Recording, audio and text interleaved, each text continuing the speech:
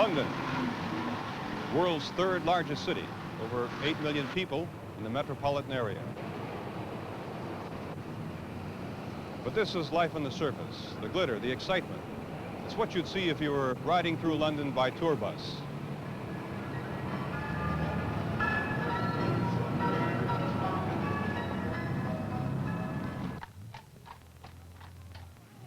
Now this is more typical of London, where the London people live.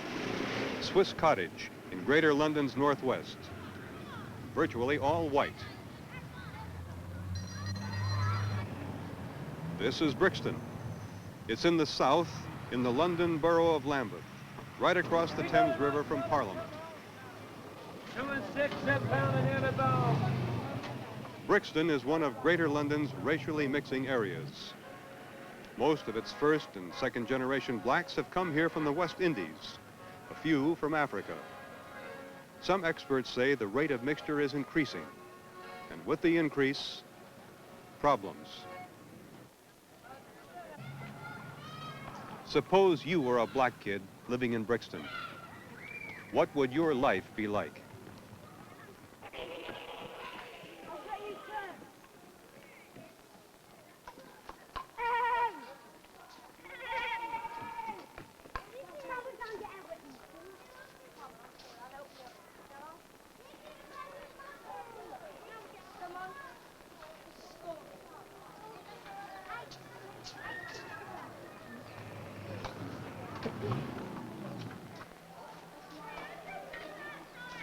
You got to tie that rope there.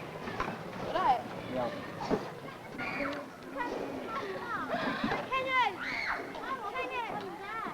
Let's get nearer to the floor. The site is about 1.5 acres in size, and outdoors the kids are free to do pretty much what they like. They can build towers and camps and light fires. Sometimes they cook meals on the fires. They look after pets. They have a small garden of their own. They can play football.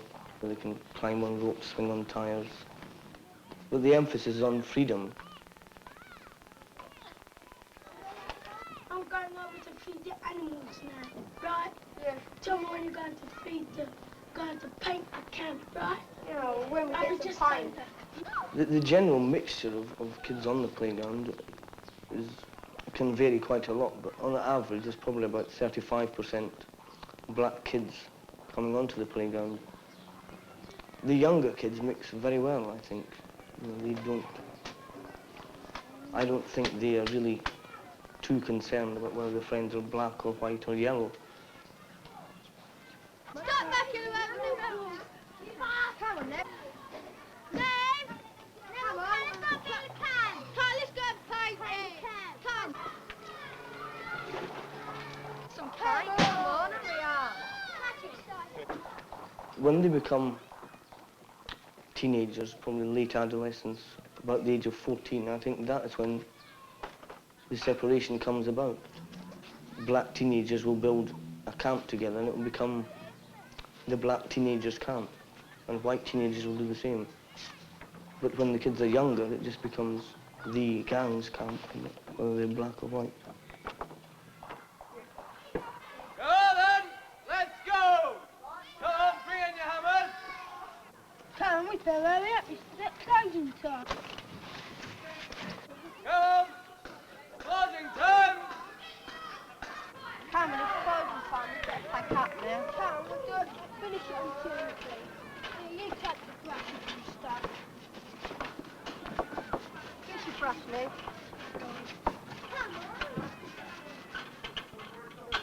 Come on, Gary, bring your pipe. Close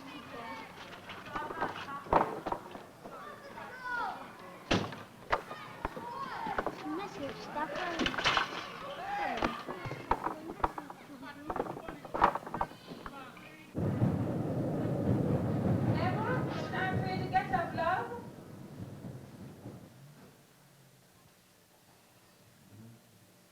Neville, get up! You've got school to go!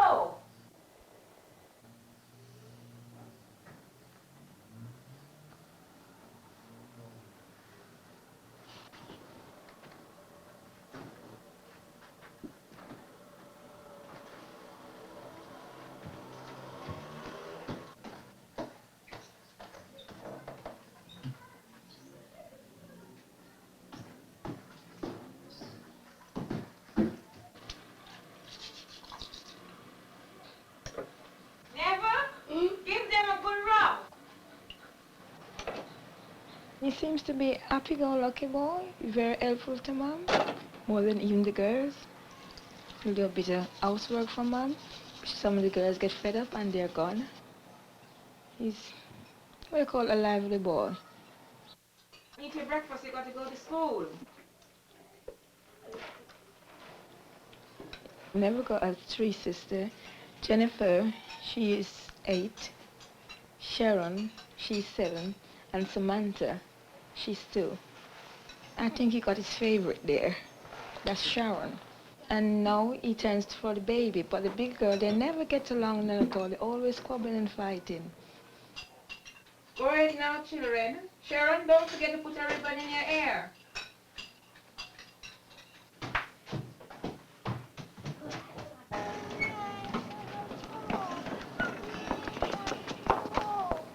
Neville was quite a bright boy when he started off first. Then he met an accident with the arm. Then he's spending so much time in the hospital. He dropped back a bit. Then his sister take over, start going to school, and she got ahead and leave him behind.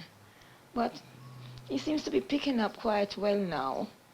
He just mixes school with play. When he goes to school, when he comes home in the evening, he's always saying, "Oh, Mom, I don't like that teacher. She's always on me, but I'm going to tell her off one of these fine days." But he always got up in the morning and tried to rush out to school. What I think is he's afraid of the head teacher. She scared him a bit.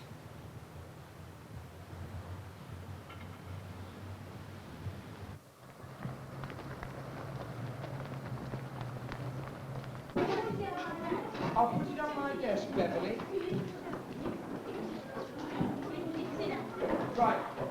Would you like to settle yourselves down now? Get your books out. Put yourselves down. All right. Will you shut your books, please? And turn your heads this way so you can listen, because there's something I want to tell you. I want to do some work with you, making some things out of tin cans. My classroom, I feel, has got to be a place where children can operate at their own level and get the kind of things that many of them have missed. I feel that one of the most important things for children is that they must have a great deal of scope for individual progress because, of course, they're at very, very different stages of ability. What did we make him, sir? Neville, I've just said it would be best to wait until we've got the tins and then we can see. I've tried to organise the classroom in small groups of children, and I make provision in the classroom for a lot of very, very elementary kinds of activity and a lot of opportunity to look at books, to look at pictures. There is the opportunity for children who are rather backward to build up their language skills and also often to develop basic concepts. I think you're just saying what Beverly says. Sings of the song in no danger. I find West Indian and African children often do have language difficulties of various kinds. With the first generation children, they don't really manage to catch up. And it is, of course, little of a problem usually with second generation children that I've had. They've usually been very similar to the white children in their abilities and even in their actual accent. They often have a London accent. Leave me alone, let me alone. I feel so break up, I want to go home. So hoist up the jumpy sails, see how the mainsail says. Send for the captain ashore, let me go home. Let me go home, let me go home. I feel so break up, I want to go home. Feel so break up, I want to go home.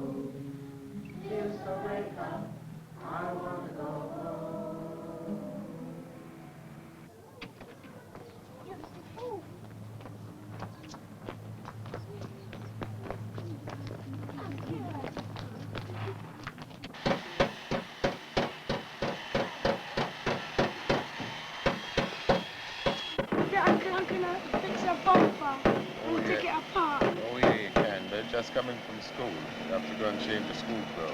They go on and change the clothes and come back. Out of nowhere, he appears. He's just there. He comes in and he wants something to eat. He gets it. He asks you for it. If you're not quick enough, he gets it. And out he goes again.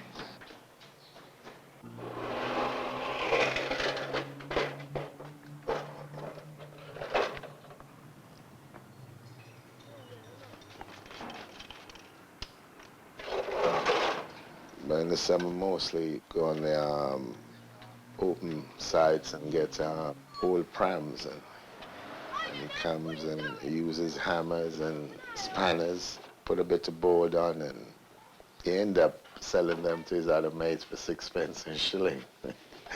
Call it go-karts. He gets on with people so well. His friends are generally English boys. Yeah, he's a very strong boy, you know. Good at football and cricket. He's even want to learn to drive now.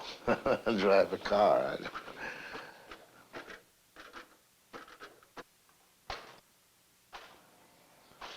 I work on about 1,000 cars a year.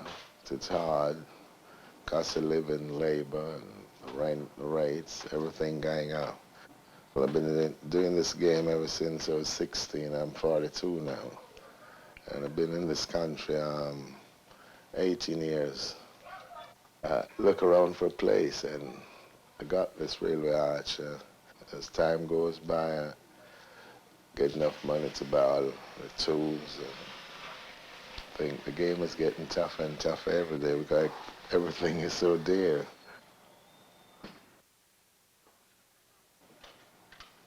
Before I got burned, I thought I'd become a boxer or something like that. You know, like Cassius Clay or something. But when I went to the hospital and see good work, doctors and things doing, they were so good and kind to him. I'd really like him to become a doctor so he could help other kids, help other people.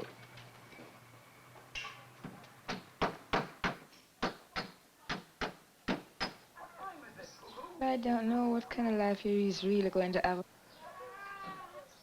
Marriage, he says, at this age, he wants a white wife. So I asked him why. Sometimes I asked him, why you want a white wife? And he says, no, I don't like them when they're too black. So I said, what's the difference? You're a black. But he says to me, Mommy, I'm not that black. I said, you know, my mind, it's only two colors. It's black and white. You're not white, so you must be black. He said, I don't care what you want to say. I want a white wife.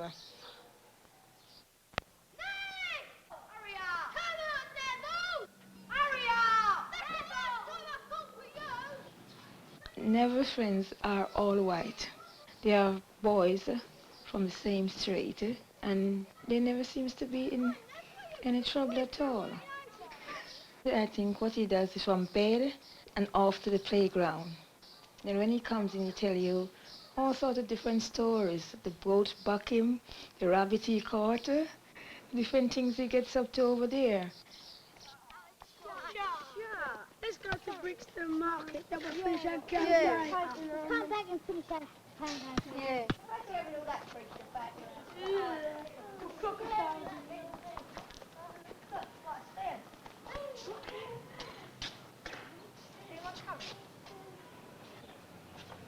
One of the problems is that so many things that kids do nowadays are against the law. You know, climbing a wall for the sheer adventure of climbing a wall may lead them to be arrested for being in an enclosed space, or throwing stones at windows, or going into old houses which have been shut off, which they may do only out of curiosity, only to find out what goes on inside. And if there's something they can use to build a camp or a den. And again, they're trespassing on private property. And these things are all illegal, and these things can all bring kids before the court. And I think this is the main problem with the sort of 8 to 12-year-olds. That so much that they do, which I think is perfectly natural for any kid to do, is nowadays breaking the law.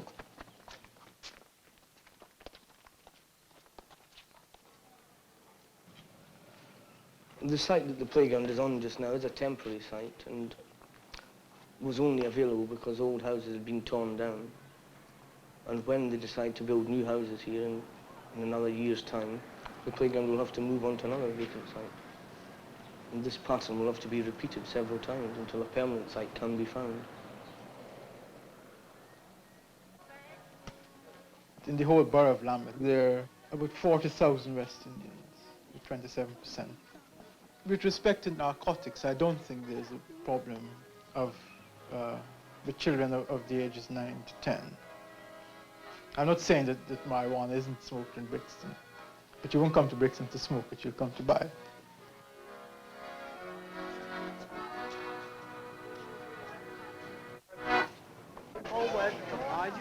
Once they mention the name Brixton, they think twice before they give you the job. For myself, I don't think I'll be living in Brixton much longer. I like something we're out, you know, a bit more out. Is that Edie Blyton? Yeah. Sixpence to you. Sixpence. Sixpence.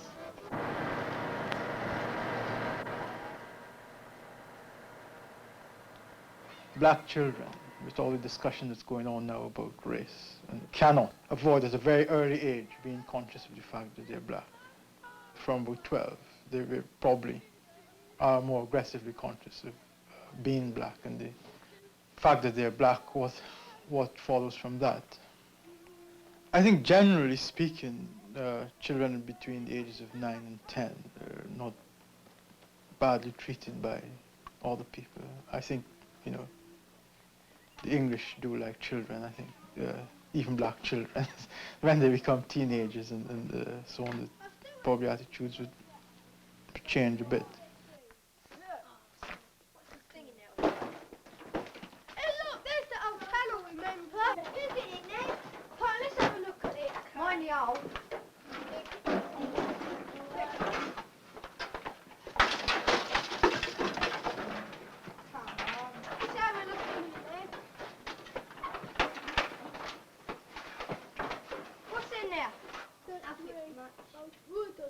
Ned, what's that moving at the back there?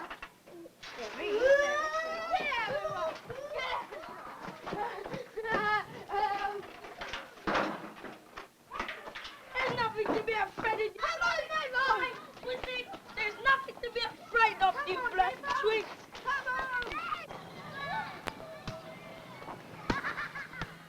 Land is at such a premium in London that a piece of ground that's needed for an adventure playground is a very expensive piece of ground and could make money if it was housing. I think they're aware of the need, but they don't accept that adventure playgrounds are the best type of play provision. They're probably a bit old-fashioned in that they think that swings and roundabouts on a concrete area with a grass edge is much more a local amenity than a bomb site like this.